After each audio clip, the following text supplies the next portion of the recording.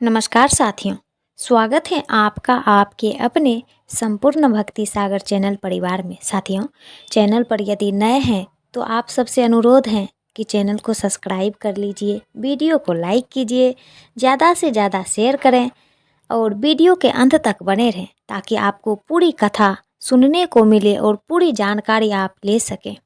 आइए आज हम आंवला नवमी की कथा सुनाते हैं। प्रतिवर्ष कार्तिक माह के शुक्ल पक्ष की नवमी को आंवला नवमी मनाई जाती है। धार्मिक शास्त्रों के अनुसार इसे अक्षय नवमी भी कहा जाता है, क्योंकि इस दिन किया गया कोई भी शुभ कार्य अक्षय फल देने वाला होता है, यानी उसके शुभ फल में कभी कमी नहीं आती। इस दिन आंवला के वृक्ष की पूजा करके उसके नीचे बैठकर भोजन करने का बड़ा महत्व है। आंवला नवमी के दिन ही भगवान श्री कृष्ण ने वृंदावन गोकुल की गलियां छोड़कर मथुरा प्रस्थान किया था। अतः संतान तथा पारिवारिक सुखों की प्राप्ति के लिए आंवला या अक्षय नवमी पर रखा जाता है। इस साल 10 नवंबर 2024 रविवार को आंवला नवमी मनाई जा रही है। आंवला नवमी व्रत के समय यह कहानी कही और सुनी जाती है। इसके अनुसार एक राजा था, उसका प्रण था वह रोज 1.25 मन आंवले दान करके ही खाना खाता था। इससे उसका नाम आंवल्या राजा पड़ गया। एक दिन उसके बेटे बहू ने सोचा कि राजा इतने सारे आंवले रोजाना दान करते हैं, इस प्रकार तो एक दिन सारा खजाना खाली हो जाएगा। इसलिए बेटे ने राजा से कहा कि उसे इस तरह दान करना बंद कर देना चाहिए। बेटे की बात सुनकर राजा को बहुत दुख हुआ और राजा रानी महल छोड़कर वीरान जंगल में जाकर बैठ गए। राजा रानी आंवला दान नहीं कर पाए और प्रण के कारण कुछ खाया नहीं। जब भूखे प्यासे रहते हुए 7 दिन हो गए, तब भगवान ने सोचा कि यदि मैंने इसका प्रण और सत नहीं रखा तो इनका विश्वास चला जाएगा। इसलिए भगवान ने जंगल में ही महल, राज्य और बाग बगीचे सब बना दिए और ढेरों आंवले के पेड़ लगा दिए। सुबह राजा रानी उठे तो देखा कि जंगल में उनके राज्य से भी 2 गुना राज्य बसा हुआ था। राजा रानी से कहने लगे, रानी देख कहते हैं, सत मत छोड़े सुरमा मत छोड़िया, पत जाए सत की छोड़ी, लक्ष्मी फिर मिलेगी आए। आओ नहा धोकर आंवले दान करें और भोजन करें।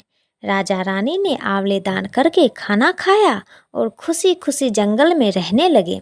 उधर आंवला देवता का अपमान करने और माता पिता से बुरा व्यवहार करने के कारण बहू बेटे के बुरे दिन आ गए। राज्य दुश्मनों ने छीन लिया, दाने दाने को मोहताज हो गए और काम ढूंढते हुए अपने पिताजी के राज्य में आ पहुँचे। उनके हालात इतने बिगड़े हुए थे कि पिता ने उन्हें बिना पहचाने हुए काम पर रख लिया। बेटे बहू सोच भी नहीं सकते कि उनके माता पिता इतने बड़े राज्य के मालिक भी हो सकते हैं।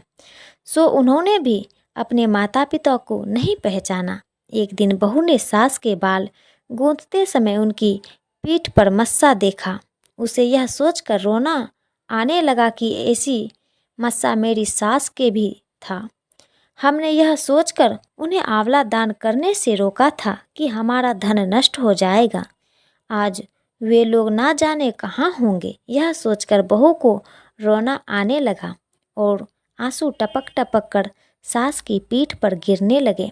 रानी ने तुरंत पलटकर देखा और पूछा कि तू क्यों रो रही है। उसने बताया, आपकी पीठ जैसा मस्सा मेरी सास की पीठ पर भी था। हमने उन्हें आंवले दान करने से मना कर दिया था, इसलिए वे घर छोड़कर कहीं चले गए। तब रानी ने उन्हें पहचान लिया, सारा हाल पूछा और अपना हाल बताया। अपने बहू बेटों को समझाया कि दान करने से धन कम नहीं होता बल्कि बढ़ता है। बेटे बहू भी अब सुख से राजा रानी के साथ रहने लगे। हे भगवान, जैसा राजा रानी का सत रखा वैसा सबका सत रखना, कहते सुनते सारे परिवार का सुखी रखना, यही इस कहानी का अर्थ है। साथियों, हमारी छोटी सी रिक्वेस्ट है, कृपया हमारी कथा यदि अच्छा लगा हो तो चैनल को सब्सक्राइब कर लीजिए, वीडियो को लाइक कीजिए, ज़्यादा से ज़्यादा शेयर करें। कमेंट बॉक्स में ज़रूर बताएं कि हमारी यह छोटी सी कथा